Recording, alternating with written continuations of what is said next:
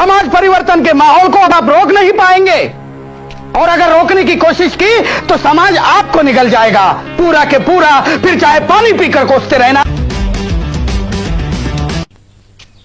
सन 1873 दलित आंदोलन का एक महत्वपूर्ण वर्ष है। इसी वर्ष ज्योतिराव फुले ने अपनी पुस्तक गुलामगिरी प्रकाशित की। पुस्तक की सामग्री ने सनातनी ब्राह्मणों में बेहद रोष पैदा किया। ज्योतिराव, तुमने इतना बड़ा निवाला मुंह में रखा है कि न तुम चबा सकते हो न निगल सकते हो। वो मैं देख लूंगा। इस बार क्या तमाशा खड़ा किया है हेरम शास्त्री? ये पुस्तक, ये तुमने कैसे जुर्रत की कहने की कि मनु ने शूद्रों पर गुलामी ला दी? जाति प्रथा तो वेद की आज्ञा से पैदा हुई। अब यह क्या तुम्हारा दावा है कि वेदों को भगवान ने नहीं लिखा? मेरा पक्का विश्वास है हेरम शास्त्री कि इस संसार की कोई भी पुस्तक भगवान या किसी देवता ने नहीं लिखी है। अगर कुछ लोगों को यह मानने में परम आनंद होता है कि वेदों का निर्माण ईश्वर ने किया है तो वो खुशी से अपना भ्रम पाला करें, लेकिन शूद्रों और अतिशूद्रों को इस भ्रम से दूर ही रहना चाहिए, क्योंकि ये धार्मिक कहलाने वाले ग्रंथ ही उन्हें गुलामी में जकड़ते हैं। ज्योतिराव, तुम लोगों को ब्राह्मणों से नफरत करना सिखा रहे हो। बिल्कुल नहीं, ब्राह्मणों को मैं अपना भाई मानता हूं और इसीलिए उनके काले कारनामों पर शर्मिंदा हूं। ब्राह्मणों से मेरी कोई दुश्मनी नहीं है।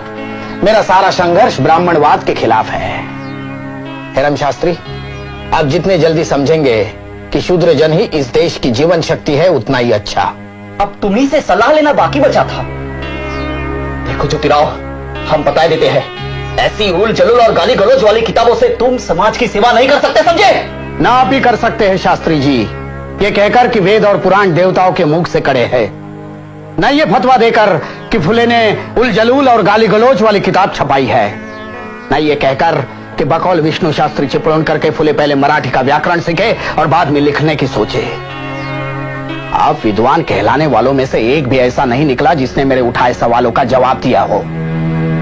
आपके पास कहने के लिए कुछ नहीं है, इसलिए ये दो कौड़ी का बड़प्पन जता रहे हैं। पूना शहर विद्वानों की नगरी कहलाती थी, आप जैसे के रहते वो शान बिजाती रही। हेरम शास्त्री, आप हमारे साथ न चलकर देश को डुबो रहे हो। समाज परिवर्तन के माहौल को अभी आप रोक नहीं पाएंगे, और अगर रोकने की कोशिश की तो समाज आपको निगल जाएगा पूरा के पूरा, फिर चाहे पानी पीकर कोसते रहना, कोई मुड़कर भी नहीं देखेगा।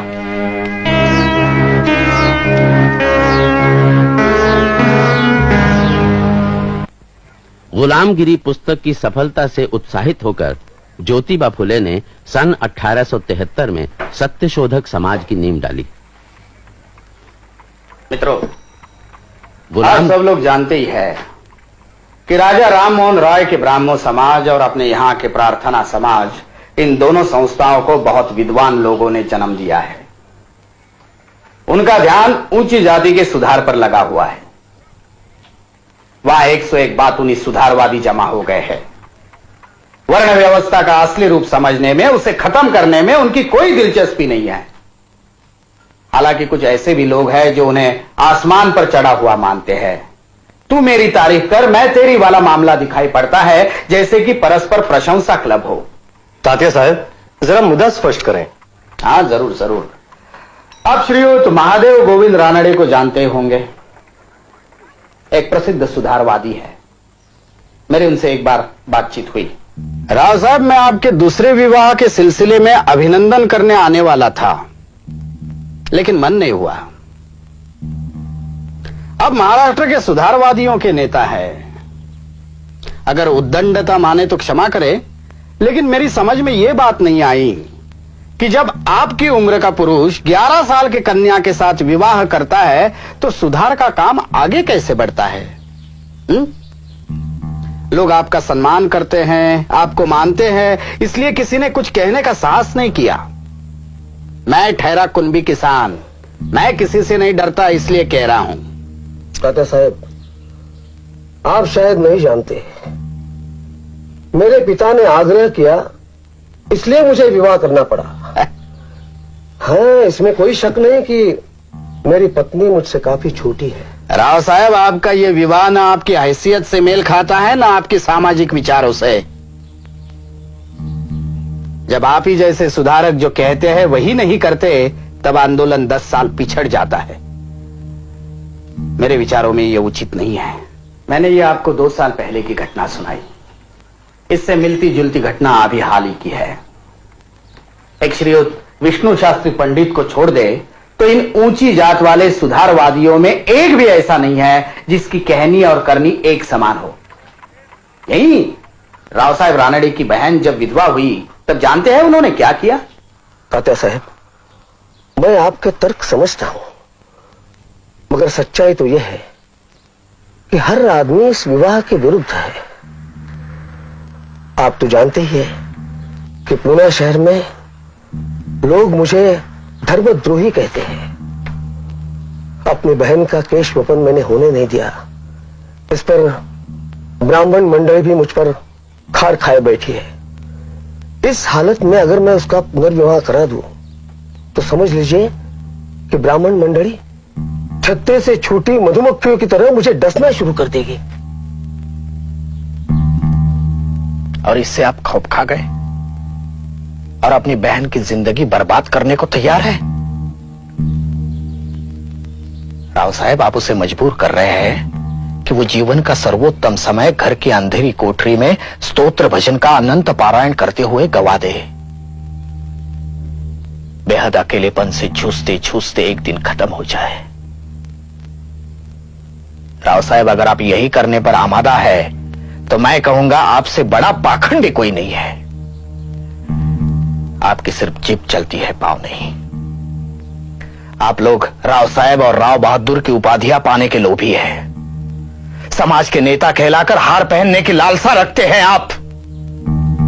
झूठ मूठ के नए सुधरे हुए आधुनिक विचार के कहलाना चाहते हैं आप।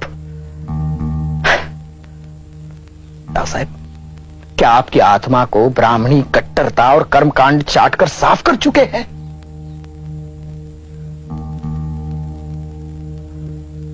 अरे आपसे तो हम कुनबी किसान भले हैं, हमारी कोई औकात नहीं, कोई सामाजिक प्रतिष्ठा नहीं, लेकिन हम लोग जो कहते हैं वही आचरण में उतारते हैं। मुझे बहुत दुख है, बहुत निराशा। मुझे आपसे यह उम्मीद नहीं थी कि आप इस सड़ी गली सामाजिक मान्यताओं के सामने घुटने टेक देंगे। मेरे कहने का मतलब यह है कि ऊंची जात वालों का सुधार आंदोलन में शामिल होना किसी क्लब की गप्पा गोष्ठी में शामिल होने के बराबर है। लोग उनके तारीख के पुल बांधेंगे, उन पर किताबें लिखेंगे, लेकिन समाज एक कदम भी आगे नहीं बढ़ेगा। समाज को आगे ले जाने का काम शूद्रों और अतिशूद्रों को ही करना पड़ेगा और इसी लक्ष्य से सत्य शोधक समाज की स्थापना की जा रही है। मित्रों, मेरी आपसे विनती है कि आप माने ईश्वर एक है और सारे मनुष्य उसके बच्चे हैं। मेरे आपसे प्रार्थना है कि आप अपने और ईश्वर के बीच में किसी को बिचवाई न माने। हमें पंडों पुरोहितों की गरज नहीं है। वो जन्म, विवाह, मरण आदि के नाम पर हमें ठगते हैं, उन्हें हमेशा के लिए हटा दीजिए। एक दिन ऐसा आएगा जब इतिहासकार कहेंगे कि सत्य शोधक समाज भारत की पहली संस्था थी जिन्होंने सही अर्थों में सुधार किए। मित्रों, मेरी आपसे प्रार्थना है कि आप सत्य शोधक समाज के सदस्य बने। आप मुझे कार्यकर्ता दीजिए जो गांव देहातों में जाकर वर्ण व्यवस्था के प्रति संघर्ष करें। अगर वो गा सकते हैं तो और भी अच्छा है। वो डब पर गाना गाए और हमारा संदेश पहुंचाएं।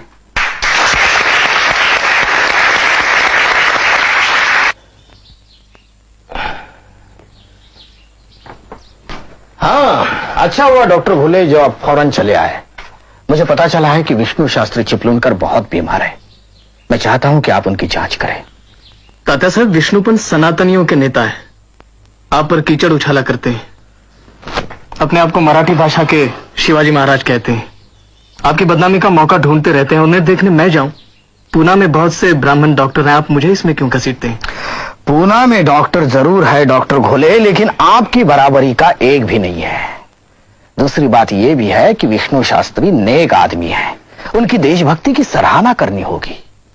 वे जीप चलाने वाले सुधारवादियों में से नहीं हैं। उनके विचार और आचार में फर्क नहीं रहा है।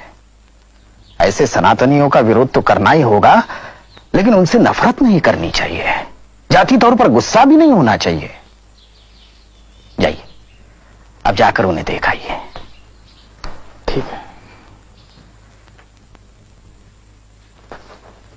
आइए डॉक्टर साहब, आइए।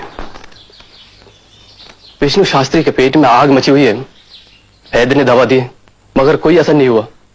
दर्द में तड़प रहे हैं, चीख चीख पड़ते हैं। आइए।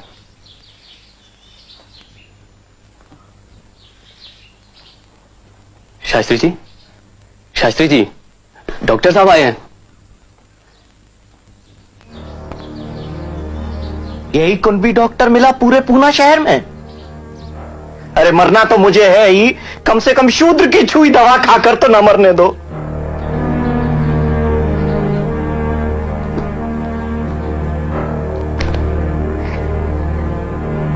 तुम्हारी दी हुई दवा खाने से मैं जहर खाना ज्यादा पसंद करता हूं। तुम लोग ब्राह्मणों और आर्य धर्म से नफरत करते हो ना? अरे तुमसे तो पादरी भला, तुम्हारी खोपड़ियों में ईसाईपन घुस गया है। जाओ जाओ डॉक्टर निकलो, मैं तुम्हारी सूरत नहीं देखना चाहता। जाओ। ब्राह्मण द्रोही डॉक्टर से मुझे इलाज नहीं कराना। जाओ।